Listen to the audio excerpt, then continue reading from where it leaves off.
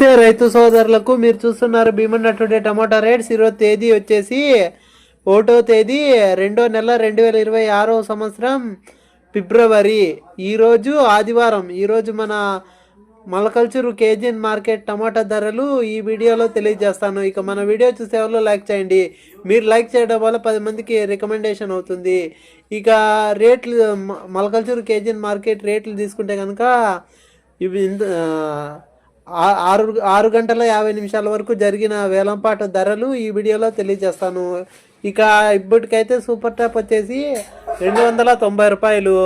ఇక సెకండ్ రకం వచ్చేసి 150, 170, 200. ఇక ఫస్ట్ రకం వచ్చేసి 220, 250, 270 రూపాయలు.